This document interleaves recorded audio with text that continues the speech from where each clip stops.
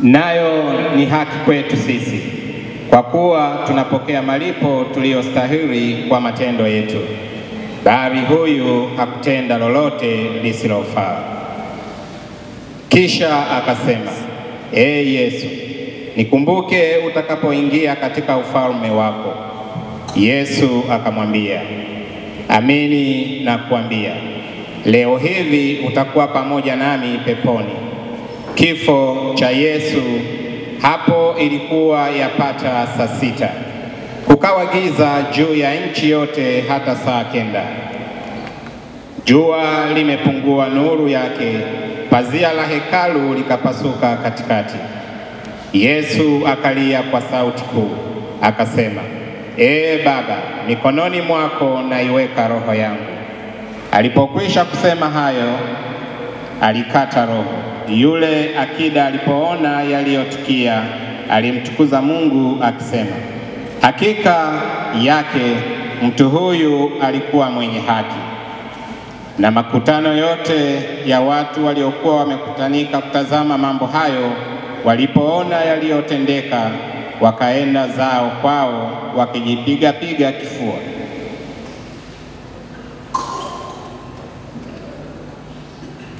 Watu wote naomba sasa tusimame.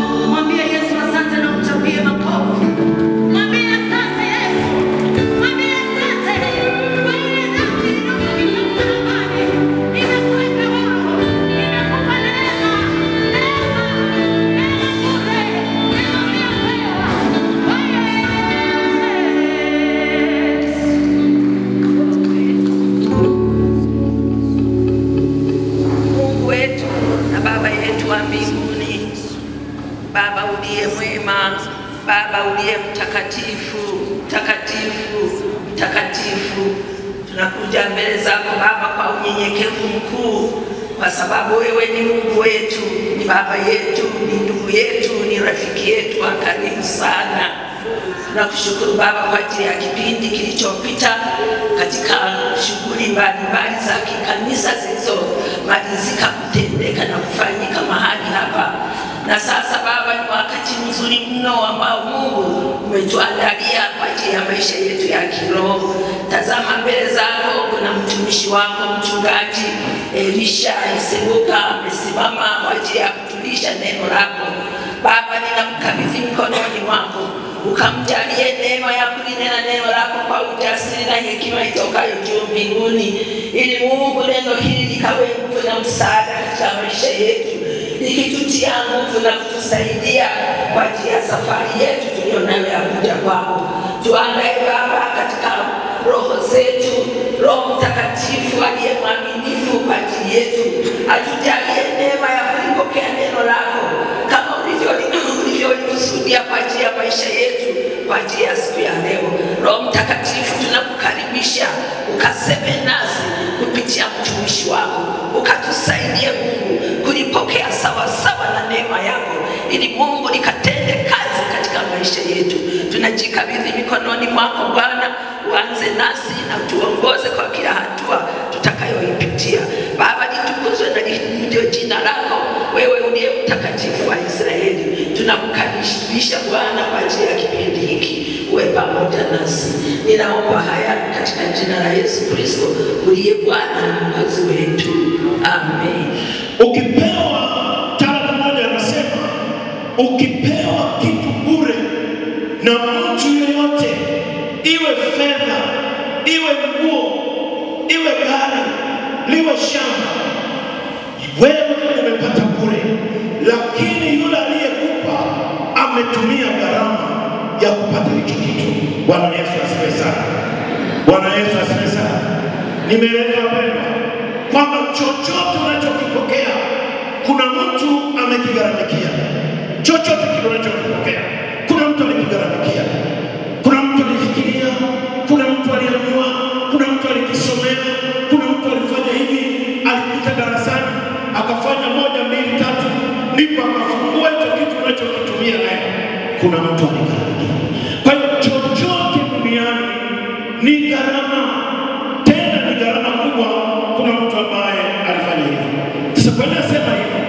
Wokovu wetu wa thamani kubwa una gharama kubwa, gharama ambayo ililipwa kikamilifu na Yesu Kristo mwana wa Mungu aliye hai.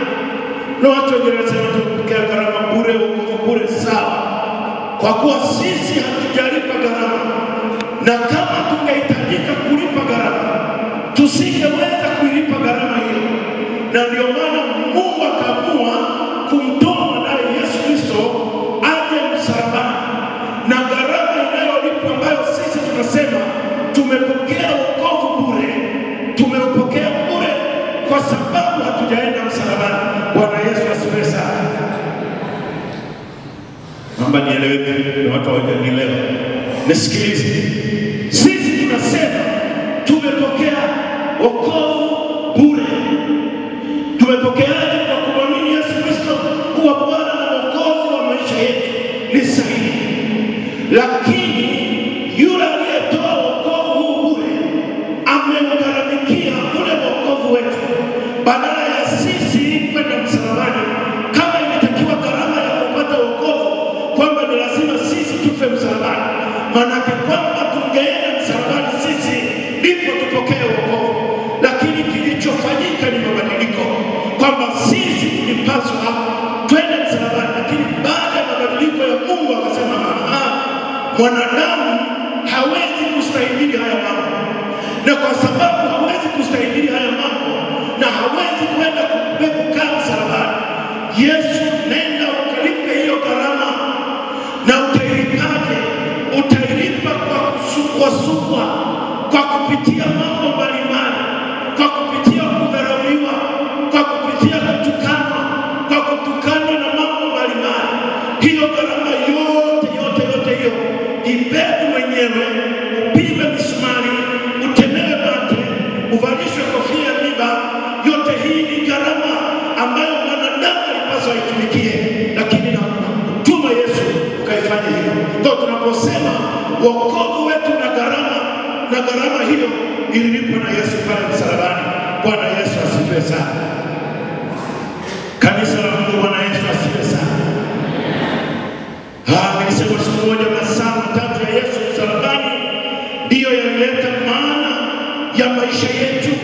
Masaa matatu tangu saa 6 mpaka saa 9 Yesu akiwa msalabani. Masaa haya matatu yalikuwa ya muhimu sana, na haya ndiyo yalileta maana ya wokovu kwa mwanadamu kutoka hali aliyokuwa nayo kupelekwa kwenye hali fulani. Masaa matatu. Bwana Yesu asifiwe sana. Naona kuna mambo yanayotendeka pale msalabani. Jambo la kwanza, tunawaona wamama wako pale msalabani wanamwangalia Yesu naye akiwa ameangikwa pale msalabani. Wamama hawa wanajipiga vifua vyao kwa sababu ya uchungu na maumivu na namna walivyomtazama Yesu. Na Yesu alipokuwa msalabani, jambo la kwanza analowageukia anawaambia, enyi akina mama, msinililie ninyi, jililieni ninyi na watoto wenu. Bwana Yesu asifiwe sana. Jambo la pili linalotendeka pale msalabani ni kwamba dunia yote inakuwa giza. Dunia yote inakuwa giza, na inapokuwa giza, na kitu kinachofanyika hapo ni kuiondoa roho ya Yesu, kwamba Kristo afe sasa. Na baada ya kifo cha Yesu Kristo tunaona hali ya mwanga inakuwa kubwa na dunia inaendelea na maisha yake. Jambo la tatu unaloweza kuiona pale ni wale wezi wawili waliokuwa wametundikwa na Yesu pale msalabani. Ndio nataka tuangalie asubuhi ya leo kabla ya kuingia kwenye maombi. Katika kitabu cha Luka sura ya 22, sura ya 23, Biblia inasema katika ule mstari wa 39 na mstari wa 38, na juu yake palikuwa na anwani, huyu ndiye mfalme wa Wayahudi. Angalia mstari uliofuatia, na mmoja wa wale wahalifu waliotundikwa alimtukana akisema, je, wewe si Kristo? Jiokoe nafsi yako na sisi. Lakini yule wa pili akamjibu akamkemea akisema, wewe humwogopi hata Mungu, nawe uko katika hukumu hiyo hiyo. Nayo ni haki yetu sisi, kwa kuwa tunapokea malipo yaliyostahili kwa matendo yetu, bali huyu hakutenda lolote lisilofaa. Kisha akasema, Yesu, unikumbuke utakapoingia katika ufalme wako. Shika huo mstari wa 43. Yesu akamwambia, amini nakwambia, leo hii utakuwa pamoja nami peponi. Sasa tuangalie peponi. Ina maana gani anaposema nitakuwa na peponi? Na ndio ile niliyokuambia tutaangalia. Kwa kuwa tuna historia hii tumefahamu, nataka nizungumze mambo machache. Jambo la kwanza, kama nilivyosema, naomba tuangalie maumivu ya kimwili ambayo Yesu aliyapokea akiwa msalabani. Ndio maana anasema mfanye hivi kwa ukumbusho wangu. Hakuna tukio ambalo Yesu analithamini kama Wakristo kuheshimu meza ya Bwana, kama Wakristo kusogea mbele za Bwana kwa toba na kwa namna gani? Kwa sababu gani? Ili mgharimu kuyatoa maisha yake kwa ajili yetu, ili mgharimu kudharauliwa, ili mgharimu kutukanwa, ili mgharimu kunyweshwa sifongo, ili mgharimu kufa msalabani. Kwa maumivu haya, misumari kubwa mwilini mwake, vitu ambavyo vilivyotumika katika kuleta maumivu katika mwili, dhambi vilivyotumika, kitu cha kwanza ni mkuki. Bwana Yesu asifiwe sana. Ulitumika mkuki kumchoma kwenye mbavu zake, na akachoma kwenye ubavu wake, damu na maji vikatiririka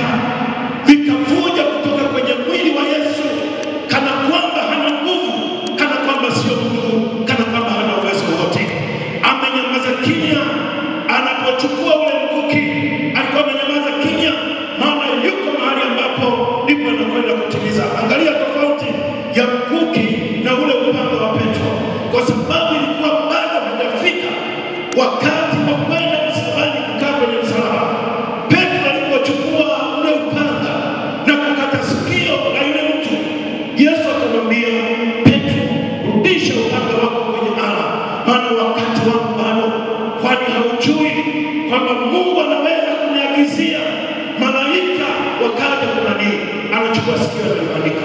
Lakini angalia kwenye tofauti hii, anachukua mkuki, wanamchoma kwenye ubavu.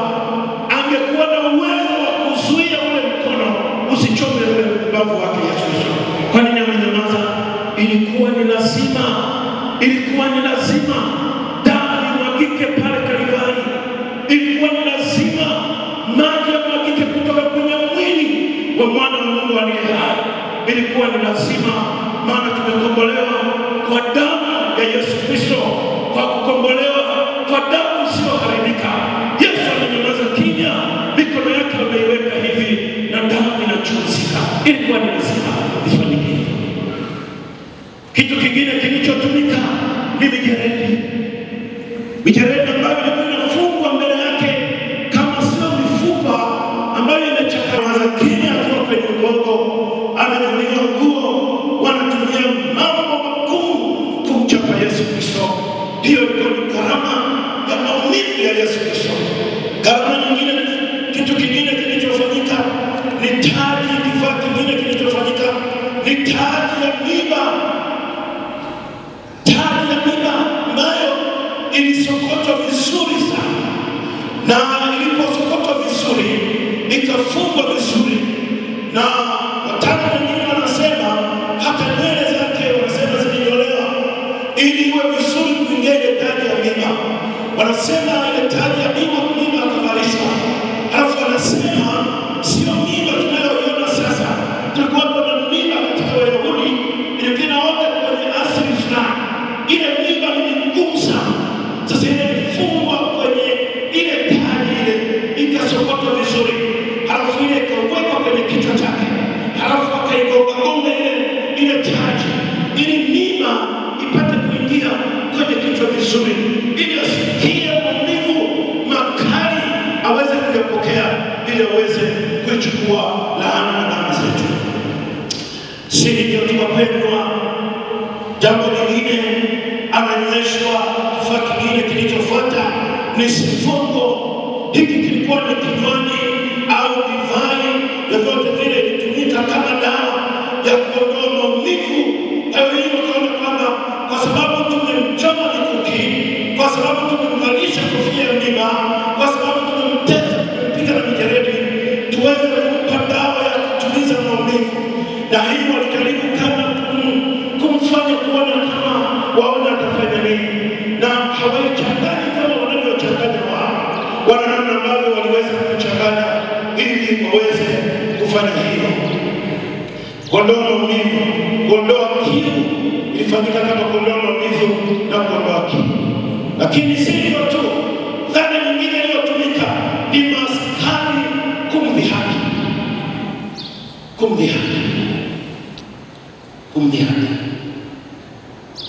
Moja ya watu kama tulivyosoma kwenye kitabu cha Luka, tunaona wanasema, wewe uliokoa wengine, jiokoe na wewe basi. Si ulisema haya, tunatamani tuone nguvu zako, tunatamani ufanye haya, tunatamani ufanye haya. Na Yesu alikataa kuinua. Pale juu wanasema huyu ni mfalme wa Wayahudi. Maana Wayahudi ndio waliokuwa wanaongoza, waliokuwa kwa taratibu za dola la Kirumi.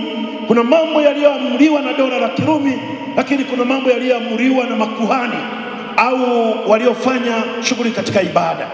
Na ndio msukosuko ulivyokuwa unasumbuka hivyo. Wakasema kwa sheria za Kirumi huyu si mfalme wetu, na kama mnataka tuelewane vizuri, msiandike mfalme wa Kirumi. Tunamfahamu mtawala wa Kirumi ni Herode au Pilato, hao ndio tunaofahamu. Wakasema okay, sisi tunaomba tufanye hivi, tuandike huyu ni mfalme wa Wayahudi. Angalia kitu cha ajabu kinachofanyika. Kulikuwa hakujawahi kuitwa mfalme mtu mwingine. Mfalme alitokana na dola la Kirumi.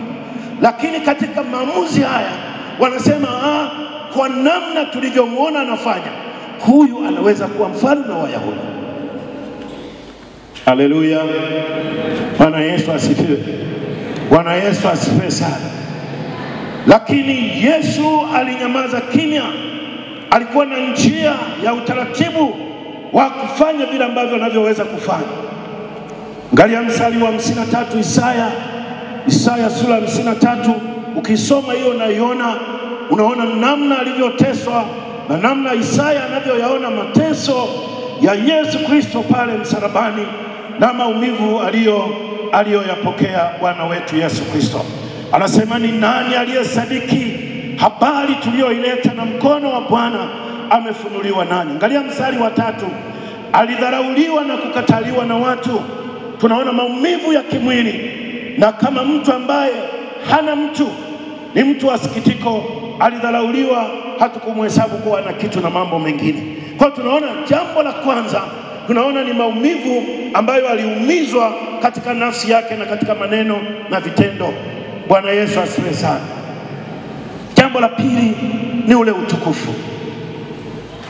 Gharama nyingine ambayo aliondoa, ambayo Yesu alikuwa nayo, Kristo ilimgharimu kuacha heshima na utukufu na enzi aliyokuwa nayo kabla ya ahadi na mauti. Wafilipi sura ile ya 2 na mstari ule wa 5 na wa 8. Wafilipi sura ya 2 mstari wa 5 hadi wa 8. Angalia maneno haya, Wafilipi sura ya 2 mstari wa 5 hadi wa 8.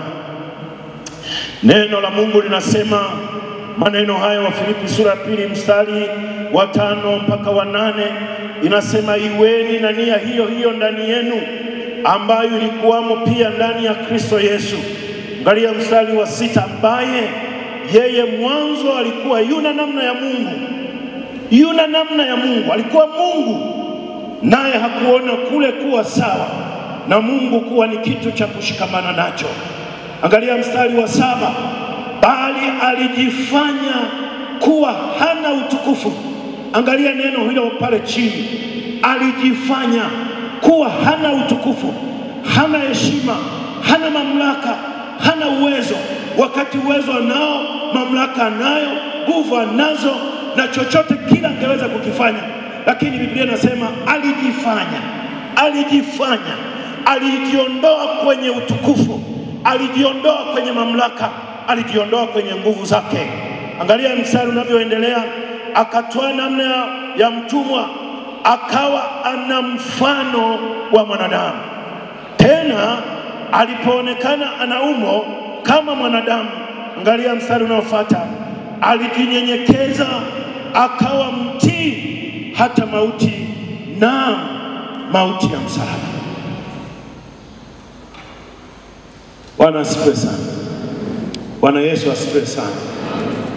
Bwana Yesu asifiwe, kanisa la Mungu. Alivaa yuna namna ya mwanadamu, akawa mtii. Biblia inasema akajinyenyekeza sana, akawa mdogo sana, akawa hana heshima sana. Kanuni ambayo ni ngumu sana kwa wanadamu, kanuni ambayo tunatamani tuwe juu sana. Lakini Biblia inasema Yesu alijifanya yuna namna ya mwanadamu, akaacha utukufu wake. Hii ni gharama kubwa ambayo Yesu anatuambia tuikumbuke. Na ndio maana tunaposogea kwenye meza ya Bwana, kuna wakati Mungu atusaidie tusiingie kwa mazoea. Ni gharama kubwa iliyotumika kutukomboa. Yesu alijifanya yuna namna ya mwanadamu, akawa hana heshima, akadharauliwa, akafanya vile ambavyo tunavyoweza kufanya. Bwana Yesu asifiwe sana. Bwana Yesu asifiwe, kanisa la Mungu. Alijinyenyekeza akawa mtii hata mauti ya msalaba, kuondoa heshima yake, kuondoa yale ambayo yalipaswa kufanyika. Nini kilifanyika ili yote haya yatimie? Jambo la kwanza ambayo, kwa nini alifanya hivi, ni kufanywa imara sisi wa Kristo, kuwa katika imani. Wakolosai sura ile ya 2 na mstari ule wa 7. Wakolosai sura ile ya 2, Paulo anasema nini kwa Wakolosai? Paulo anasema nini kwa Wakolosai sura ya 2 na ule mstari wa 7? Neno la Mungu linasema, Wakolosai sura ya 2 mstari ule wa 7 kuanzia mstari wa 6, si kama mlivyompokea Kristo yeye Bwana, enendeni vivyo hivyo katika yeye, na wenye kujengwa katika yeye, mmefanywa imara katika imani, kama mlivyofundishwa, mkizidi kutoa shukrani. Nini? Kristo anatumia gharama hii ili, wapendwa, tumwamini Yesu Kristo, tukae katika imani zetu, tufanywe imara katika imani zetu, tusiyumbe wala tusitetereke, tukae katika msingi mkubwa wa kutembea na Yesu Kristo, wa kuishi na Yesu Kristo na kumwamini na Yesu Kristo siku zote za maisha yetu. Angalia tena kitabu cha Waefeso sura ile ya 2 na mstari ule wa 14, wa 12 na wa 14. Paulo anawaambia nini Waefeso? Mstari wa 12 mpaka ule mstari wa 14 anasema, kwa maana yeye ndiyo amani yetu, aliyetufanyia sisi sote tuliokuwa wawili kuwa mmoja, akikibomoa kiambaza cha kati kilichotutenga. Mstari wa 15 anasema, naye akiisha kuondoa ule uadui kwa mwili wake, ndiyo sheria amri zilizokuwa katika maagizo na mambo mengine. Angalia anachosema Paulo ni kututengeneza, akaiondoa ile ambayo ilikuwa inatuzuia kumsogelea Bwana wetu Yesu Kristo. Bwana Yesu asifiwe sana. Sasa tunao ujasiri wa kukikaribia kiti cha enzi. Ule mstari wa 20, sogea pale kidogo uone namna ambavyo Paulo anavyosema. Waefeso hiyo mstari wa 20, angalia mstari wa 20 wa Efeso sura 2, anasema mmejengwa juu ya msingi na mitume na manabii na Yesu Kristo mwenyewe ni jiwe kuu la pembeni. Angalia mstari wa 21, katika yeye jengo lake linaungamanishwa vema na kukua hata liwe hekalu takatifu. Katika yeye ninyi nanyi mmejengwa pamoja kuwa maskani ya Mungu katika Roho. Tumejengwa katika maskani ya Mungu. Jambo la mwisho, wakati praise wanaposogea hapa mbele, tuangalie kwa nini Yesu anamwambia huyu mtu kwamba tutakuwa na wewe mahali peponi. Bwana Yesu asifiwe sana. Bwana Yesu asifiwe sana. Kanisa la Mungu, Bwana Yesu asifiwe. Kwa mujibu wa ufafanuzi za watu wa makanisa yanayoamini uwepo wa toharani, ni sehemu, nisikilize, ni sehemu ambayo Kristo akifa,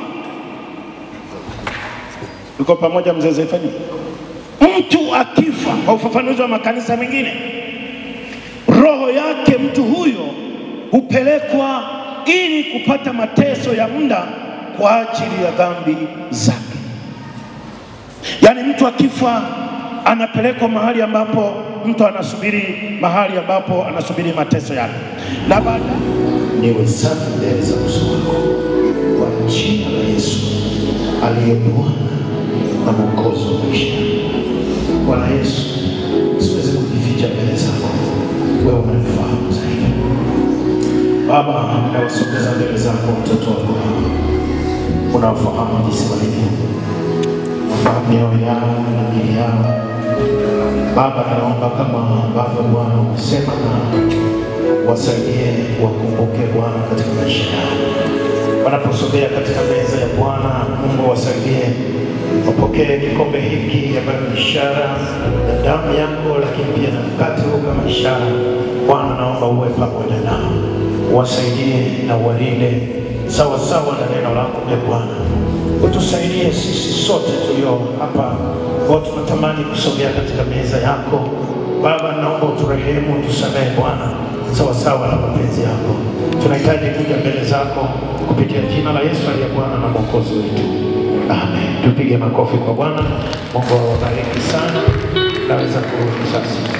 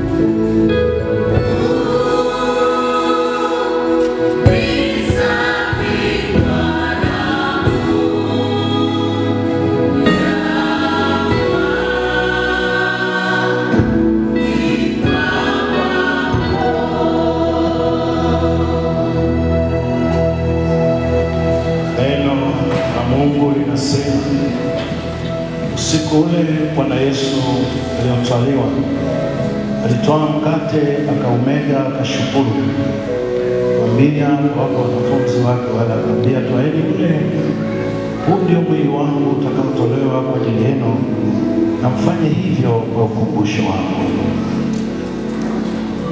Karibu Mzee Robert, maombi. Mungu wetu na Baba yetu wa mbinguni, tunaendelea kushukuru kwa ajili ya kifo cha mwanao Yesu Kristo, mateso aliyoyapata msalabani. Sisi tulianza na tuliweza kupata wokovu wetu. Hata tunapoendea huu mkate Bwana, tupe kutafakari neno lako, tupe kuyakumbuka mateso ya msalabani ambayo ni wokovu wetu. Kwa jina la Baba na la Mwana na la Roho Mtakatifu, amina.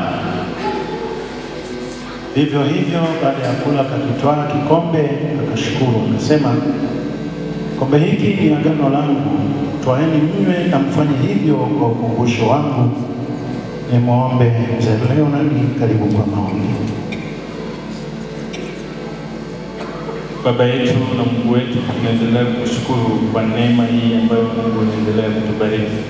Tunapoendelea kufanya hii kumbukumbu kwa ajili ya maagizo yako, tunaomba Bwana uendelee kutupa amani na furaha ndani ya mioyo yetu, tukijua ya kwamba wewe upo, ambaye Mungu ulisema tunakwisha pale msalabani, nasi Bwana tunapata amani. najiweka kwako katika jina la Yesu Bwana wetu. Amen. Karibisha aliyeko kushoto kwako na kulia kwako, mwambie katika meza ya Bwana. Amen.